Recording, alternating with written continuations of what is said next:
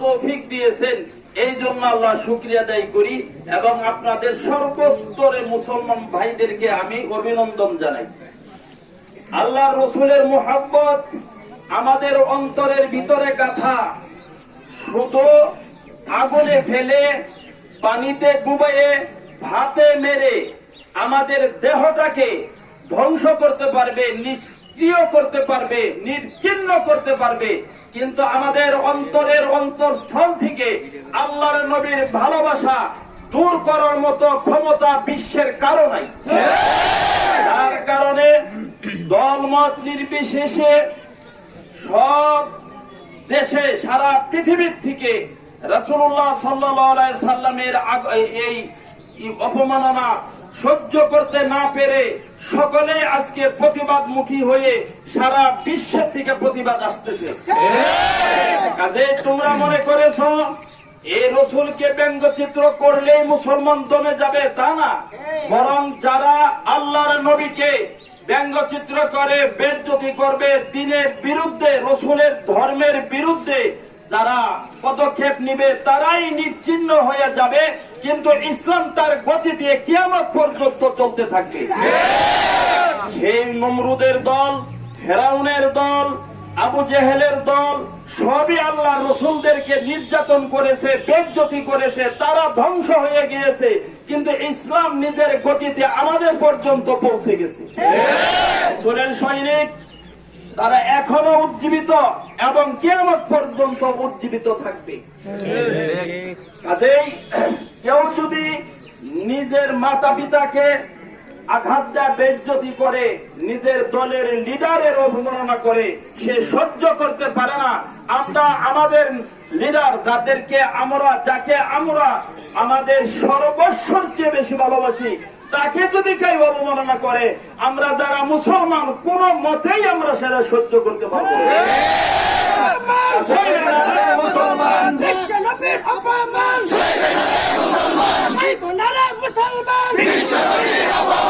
এখানে আরেকটা কথা বলতে চাই, এটা শুধু রসুলকে বেইজ্জতি করা হয়েছে, শুধু রসুলকে বেইজ্জতি নয়, ইসলামকে বেইজ্জতি করা হয়েছে, জাতিকে বেইজ্জতি করা হয়েছে। কিন্তু এর ভিতরে আরেকটা গ্রুপ আমাদের বাংলাদেশের উপমহাদেশে আছে, সেটা হলো ফিতনায়ে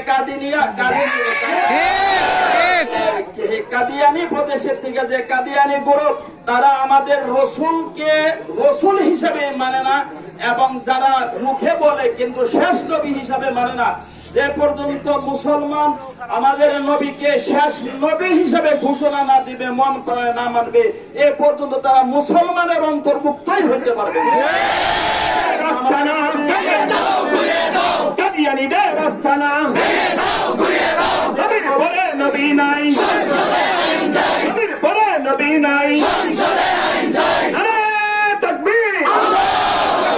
আমাদের নবী যেমনি ভাবে সর্বশ্রেষ্ঠ নবী এবং সমগ্র নবীদের চেয়ে সম্মানে সব দিক দিয়ে শ্রেষ্ঠ, তদ্রূপ ভাবে আমাদের নবী সর্বশেষ নবী। কিয়ামত পর্যন্ত কাউকে নবীর গুণে গুণান্বিত করা যাবে না। এই দিকে আমাদের সকলের সতর্ক থাকতে হবে। আল্লাহ রাব্বুল ইজ্জত আমাদের নবীকে শুধু আমাদের জন্য রহমত না, মুসলমানের না, ওয়াল বিশ্ব ইহকাল পরকালের জন্য রহমত হিসাবে পাঠিয়েছেন। এই রহমত হিসাবে পাঠিয়েছেন, যার কারণে আজ নবীর দুশমনেরা, দ্বীনের দুশমনেরা, ইসলামের দুশমনেরা সেই নবীর রহমত পেয়ে তারা আজকে বাঘ সাজছে। তারা বিড়াল, তারা জাতি বিড়াল, কিন্তু তারা বাঘ সাজছে। আসল বাঘের জাতি, সিংহের জাতি মুসলমান, জাতি মুসলমান। তোমরা যে বাঘ সাজছ, তোমাদের আবার ইঁদুরে পরিণত হতে হবে। এক দেশে এক বুজুর্গ ছিল, একটা কিচ্ছা মনে পড়ে গেল।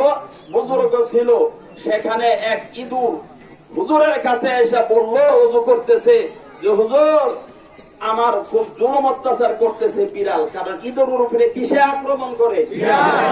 আপনি যদি দোয়া করে আমাকে একটু বিড়াল বানাইয়া দিতেন, তাহলে আমার উপরে বিড়াল আক্রমণ করতে পারতো না। হুজুর ওজোর পানি ছিটা দিয়া, বাস পরে ছিটা দেওয়ার সাথে সাথে সে বিড়াল হয়ে গেছে।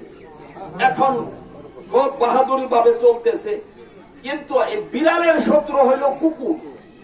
এখন কুকুর আক্রমণ করে, তখন বলে হুজুর এখন তো বিড়াল আক্রমণ করে না, বিড়াল আমার হুঙ্কারে দূরে থাকে, কিন্তু কুকুর যে আমাকে গাছে উঠায়, কাজে আপনি আমার একটু দোয়া দিয়া পানি ভরা দিয়া আমার একটু কুকুর বানান। যখন এইটা হুজুর করেছে, কুকুর হয়ে গেছে। এখন কুকুর হতে অন্য কুকুর দূরে যায়, কিন্তু বাঘ ভাল্লুক দূরে যায় না, বাঘে আক্রমণ করে। তখন বলে যে হুজুর এখন তো মহাবিপদ, বাঘে আক্রমণ করে, কাজে আপনি আমাকে দোয়া দেন, হুজুর পানি ছিটে দিয়ে আমাকে বাঘ বানান। যখন বাঘ বানাইছে, খায়া লয়ে মোটা তাজা হইছে, এখন হুজুরের উপরে আক্রমণ করা শুরু করে। এই হুজুর রে দইরা খাইতে চায়, তখন হুজুর দেখলো ও তো সে বেঈমানি করতেছে, তখন সে আবার হুজুর পানি ছিটে দেওয়ার পরে আবার যেই ইঁদুর, সেই ইঁদুরে পরিণত হয়ে গেছে। আল্লাহর নবীর রহমত যদি না হইতো, অন্য নবীর উম্মত যদি তোমরা হইতা, যারা আজকে বিধর্মী, যারা ডমকা করো, বাহাদুরি দেখাও, তারা আজকে তোমরা যে কাজে লিপ্ত, তোমরা নিশ্চিহ্ন হয়ে যাইতা, ধ্বংস হয়ে যাইতা। উম্মতের ন্যায় রাসূলের রহমত, রাসূলের দুয়ার বরকতে তোমরা জীবিত আছো, উন্নতি করে বাদ সাধছো। এমন একদিন আসবে, ইতিহাসের পাতায় তোমাদের নাম থাকবে।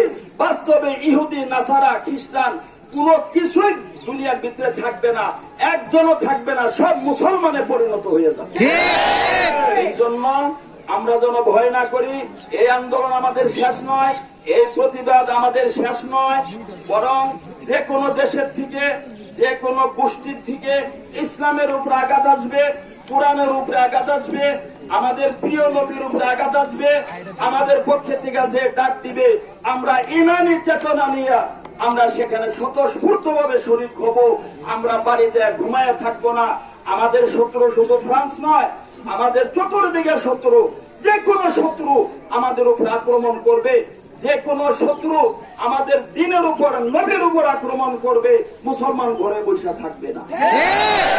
শেষে সকলের কাছে একটাই আবদার, আমরা যেন 1 নাম্বার আমরা আহ্বান জানাইব, অতি সত্তর ধ্বংসের থেকে বাঁচার জন্য সে কি করো, ক্ষমা প্রার্থনা করে মুসলমানের কাছে নত স্বীকার হও, অন্যথায় তোমাদের বিরুদ্ধে আমাদের প্রতিবাদ চলতেই থাকবে।